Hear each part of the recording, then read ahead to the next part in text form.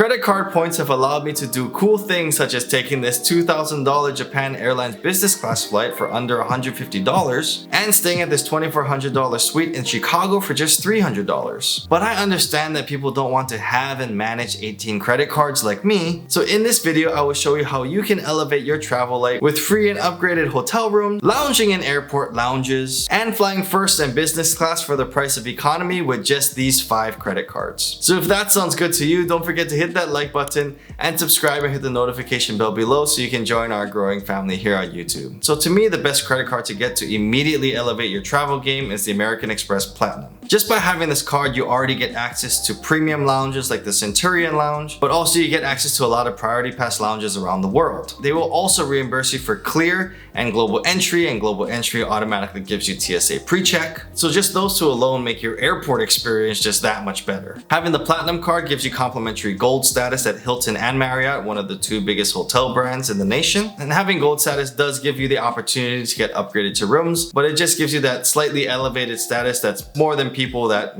just casually do hotels. And if you're flying Delta, having the Platinum card gets you into the Delta Lounge. And the Delta Lounges are some of the best lounges out there. So if you fly Delta, this is a great card to have. And we're talking buffets, drinks, showers, all that kind of good stuff. And to me, American Express points are the best points to have because they have the most amount of travel partners. And transferring your points to partners is the best way to get the most value out of your credit card points. But with all these perks comes with a high annual fee of $695. But if you start to look closer at what the card offers you, if you really want to elevate your travel game, this $695 makes a lot of sense. First and foremost, this card usually has a pretty good sign-up bonus. Currently, right now, it's 80,000 points after you spend $8,000 in 6 months. So there's a lot of opportunity to get a bunch of points right off the bat. I've seen this sign-up bonus as much as 150,000 points, and a lot of times they have different targeted offers that won't be the same as the public offer that you just normally see on the website. So sometimes you'll get offers in the mail, or sometimes if you search in incognito mode, it'll show you a different offer. You can use tools like Card Match that might show you a different offer. So a lot of times too, if I'm gonna look for a certain card, I'll look on Reddit, and the credit card forum on Reddit usually talks about what kind of sign-up bonuses they're seeing for this card. But in theory, and I know you're watching this video for travel, but if you really wanted to, you could cash out those 80,000 points for cash back, which would be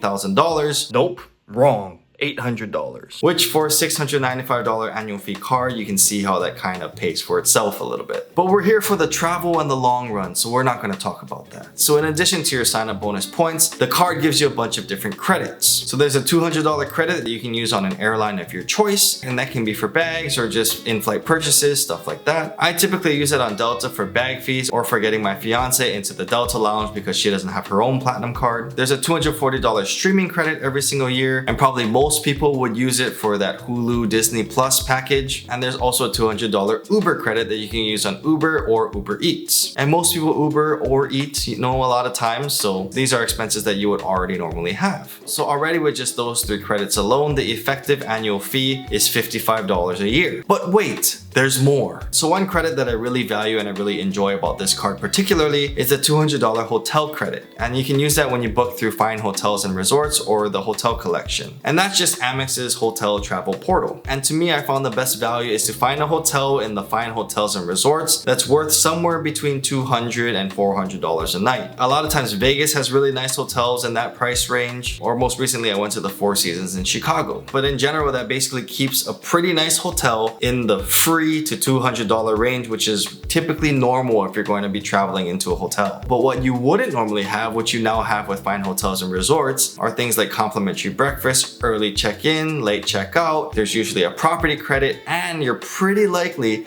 to get some sort of hotel upgrade. So whether you get upgraded to a better view room or whether you get upgraded from a regular room to a suite, stuff like that. This card also gives you complimentary Walmart Plus membership, which I think can be really helpful, especially if you shop there a lot. I personally like their pickup service or delivery service, which comes free with Walmart Plus. So for me, I view the value on this card as a positive $145 every single year. So it makes sense for me to keep this card. So the American Express Gold card has a $325 annual fee. But as you know, there's probably ways that this will be knocked down to a lower effective annual fee. So the Amex Gold gives you a lot of points back on what I believe is a lot of people's pretty high spend category. The Amex Gold gives you 4x back on dining and groceries. And this is one of the best multipliers for this category out there. But this card does come with a $325 annual fee, but we have to look deeper to see what that effective annual fee really is. So with this card, you also get a $120 Uber credit similar to the American Express Platinum, and you also get a $120 dining credit. So if you ever go to any of these restaurants listed,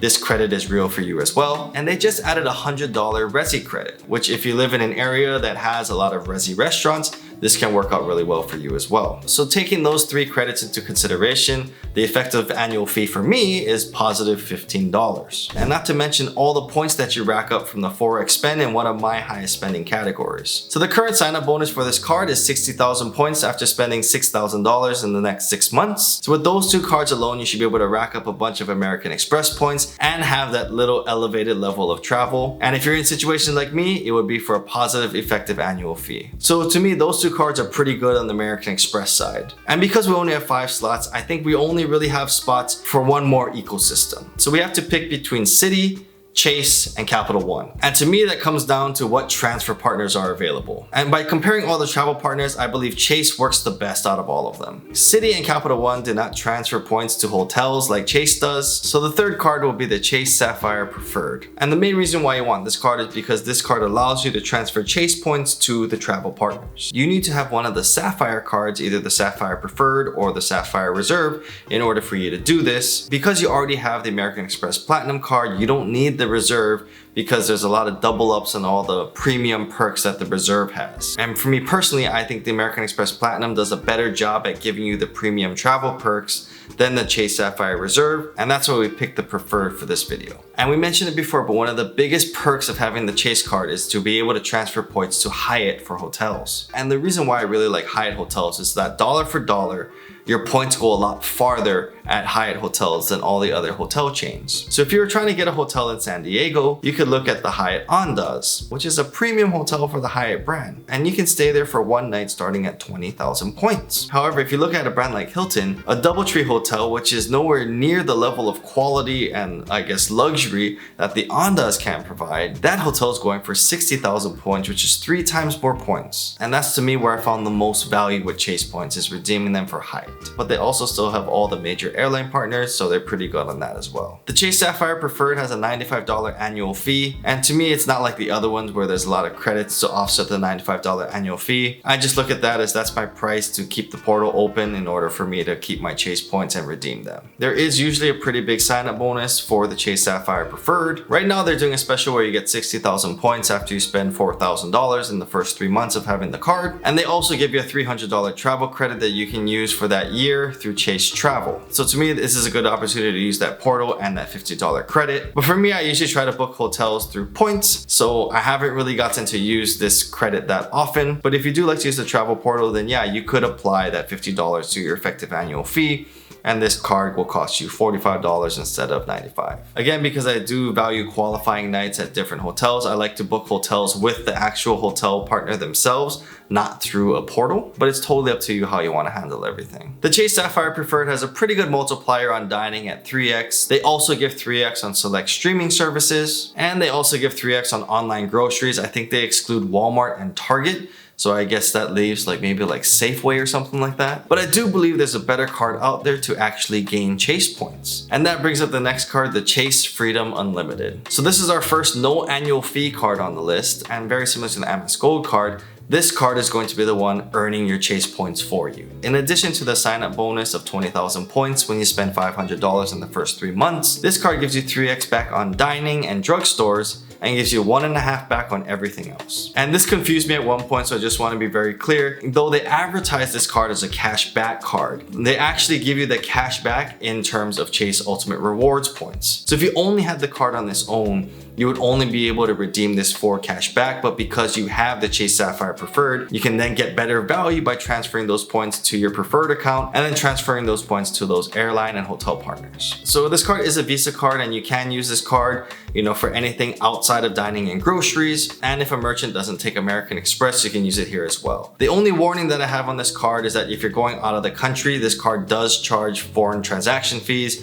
So then at that point, you would probably be better off using your Chase Sapphire Preferred that doesn't have foreign transaction fees. You can also stick with American Express, but because you'll be outside of the United States, You may not, as many merchants may take American Express, so at least you'll have that backup Chase Sapphire Preferred in your back pocket. So after you get these 4 cards, you should have at least 220 to 250,000 points, obviously depending on how you spend on the card, but that's already a lot of points. We can start booking either your luxury flights or a lot of economy flights, however you want to travel. And by maximizing the multipliers in these two systems, you should be able to accumulate a lot of points on the back end, rewarding yourself for the everyday spend that you already would have had. So now for the last slot in our video, and I'll call this the choose your own adventure card. Not, that sounds like the venture card, but no, it's the choose your own adventure card. So I would say this last slot will depend on your lifestyle. So if you pay rent, I think one no-brainer card that you can use is the Bilt MasterCard. It's a no annual fee card. They have awesome travel partners, and usually you can't get points for rent, which is usually people's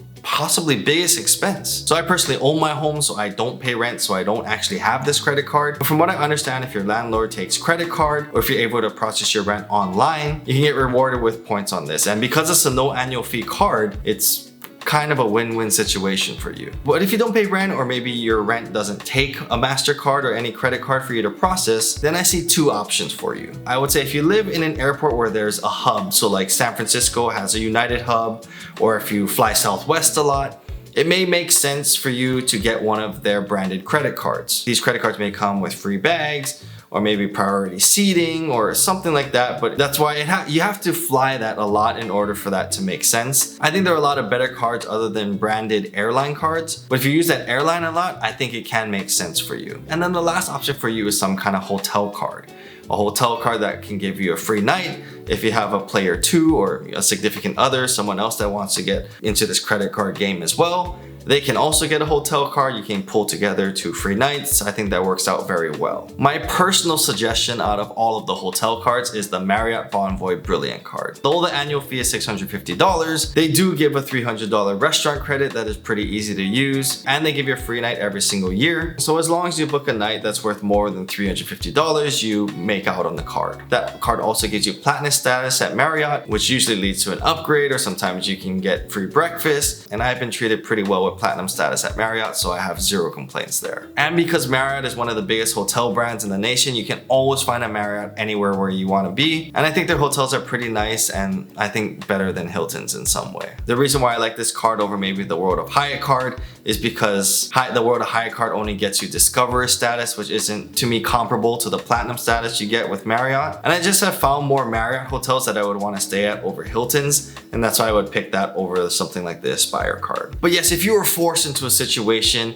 and they said you could only have 5 credit cards to maximize your travel, these are the 5 that I would get. But hopefully this video got your creative credit card juices flowing, and you just want to keep opening cards and join this journey with me. So if you have any questions on any of these cards, or you want to put down your own 5 cards that you have or what you think are the best cards, I would love to hear your thoughts below. And if you want to see the video where I go through all 18 of my credit cards, click on the link here. Thank you so much for watching. I really appreciate your time, and I'll see you in the next video.